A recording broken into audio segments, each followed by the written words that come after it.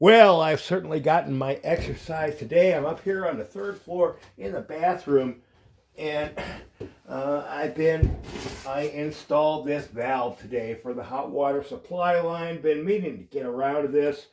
Had to wait until I had some other plumbing to do also. But let me demonstrate what we got here is nice and dry everywhere.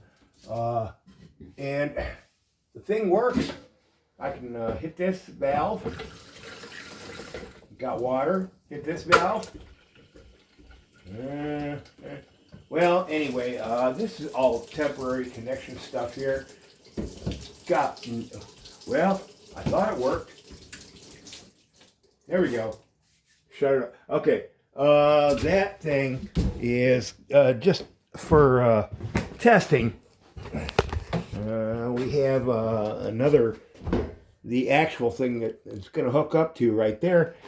So it works. Also, we have the water line going into the sink on the other side in the kitchenette, and that's boy, have I got my exercise today.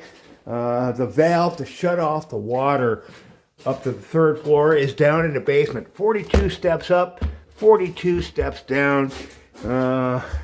And I've been up and down a whole lot of times because what we got here is this thing. Oh boy.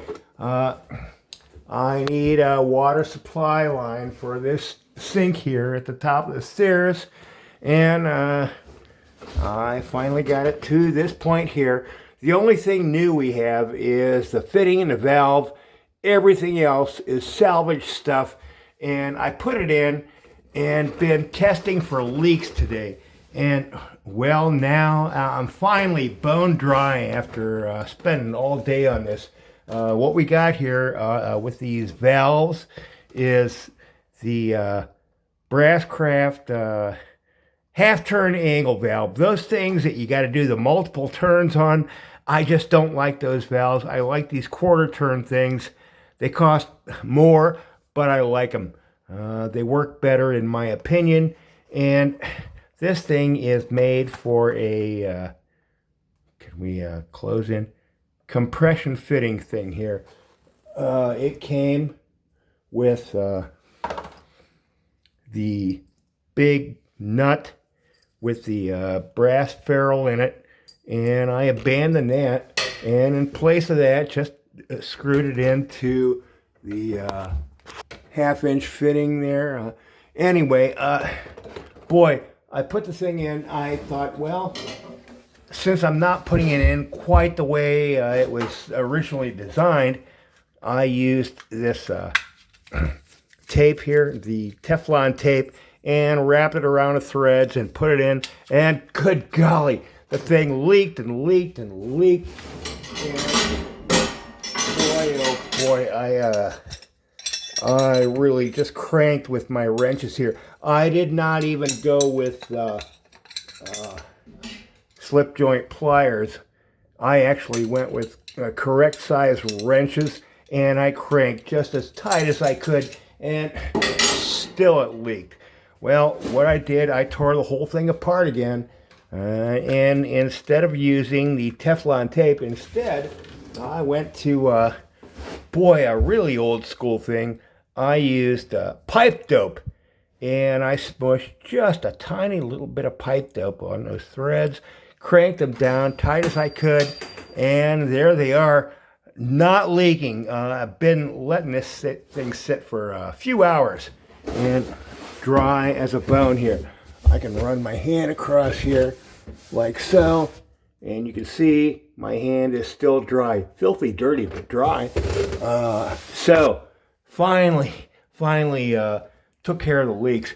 The drain system I still need to deal with. Right now we just got a bucket, but let us demonstrate the working water. Now that we're up here, well, I did have one other problem, and that is the hose thing here, the spray hose thing.